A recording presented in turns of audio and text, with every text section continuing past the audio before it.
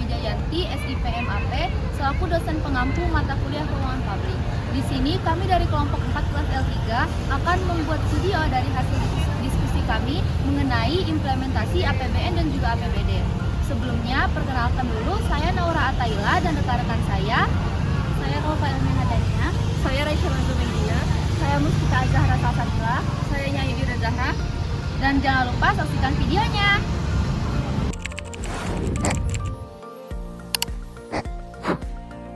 Baiklah, sebelum masuk ke materi inti, di sini saya akan menjelaskan kira-kira apa saja sih yang melatar belakangi implementasi APBN dan juga APBD. Pengelolaan keuangan negara sendiri memiliki peran penting untuk mewujudkan kesejahteraan masyarakat dan juga mendukung pembangunan nasional. Menurut Anggara pada tahun 2016, keuangan daerah mencakup seluruh keuangan negara yang dikelola oleh pemerintah pusat dan juga pemerintah daerah untuk mencapai tujuan bernegara. Menurut Suhartini et al. Pada tahun 2019, keuangan daerah ini sendiri merupakan bagian dari keuangan negara yang mencakup perencanaan, pelaksanaan, dan juga pengawasan.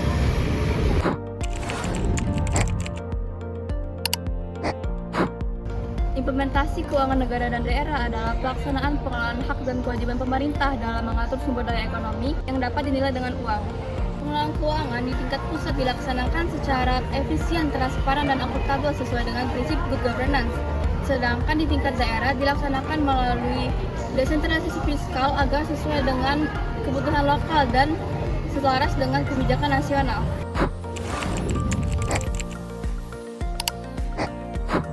Baiklah, di sini saya akan menjelaskan mengenai pelaksanaan implementasi APBN.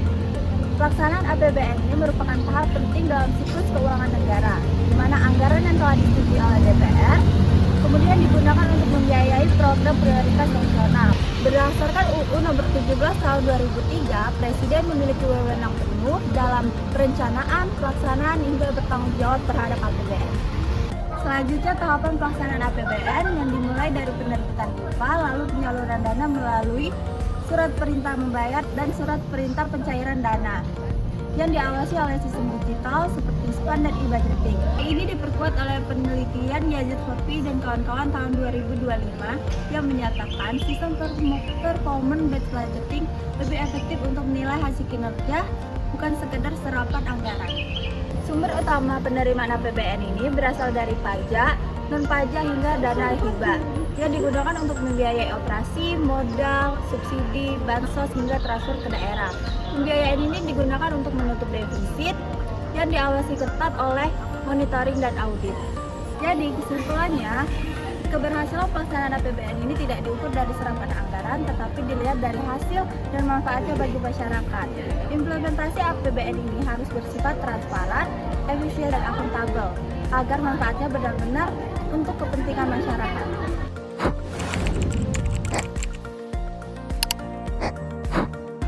Baiklah, di sini saya akan menjelaskan materi tentang implementasi pelaksanaan APBD. Pelaksanaan APBD adalah ketika anggaran daerah mulai digunakan untuk membiayai pembangunan daerah dan pelayanan publik sesuai dengan rencana kerja dan prioritas daerah. Berdasarkan penelitian Yulia dan Ardini pada tahun 2022, pelaksanaan APBD di Kota Surabaya pada tahun 2016 hingga 2020 mencakup pendapatan daerah, belanja, dan pembiayaan. Pendapatan daerah mengalami stabil hingga 2019, namun pada 2020 mengalami penurunan dikarenakan pandemi COVID-19. Meskipun begitu, belanja tetap sangat tinggi dan pembiayaan digunakan untuk menutupi defisit melalui CLPA. Dari hasil tersebut dapat disimpulkan bahwa pelaksanaan APBD memiliki peran tinggi untuk menstabilkan keuangan daerah dan mensejahterakan masyarakat melalui pengelolaan pendapatan, belanja, dan pembiayaan.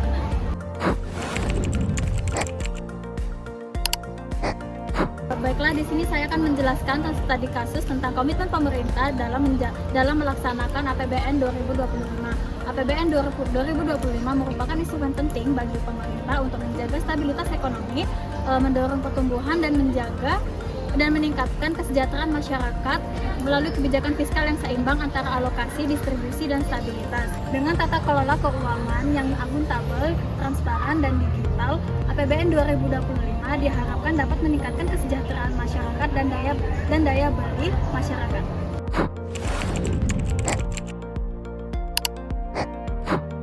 Selanjutnya, saya akan menjelaskan studi kasus tentang rapat Menteri Dalam Negeri dengan Menteri Keuangan tentang optimalisasi PSN dan realisasi APBD. Pelaksanaan keuangan daerah memiliki peran penting dalam pelaksanaan program strategis nasional. Namun, pada 29 Juli 2025 baru mencapai 46,24% dan 37,22%, yang bahkan lebih rendah daripada tahun kemarin. Hal ini menunjukkan rendahnya penyerapan anggaran. Keterlambatan ini menghambat pembangunan dan pelayanan masyarakat, sehingga pemerintah perlu menekankan koordinasi dan sinkronasi terhadap kebijakan, termasuk pengeluaran dan pemasukan keuangan.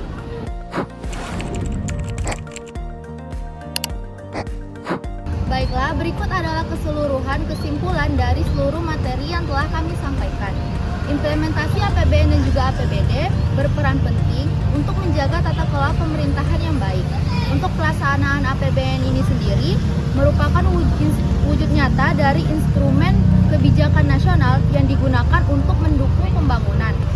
Yang selanjutnya, untuk pelaksanaan APBD ini sendiri merupakan wujud nyata dari otonomi daerah yang digunakan untuk mendukung pelayanan publik.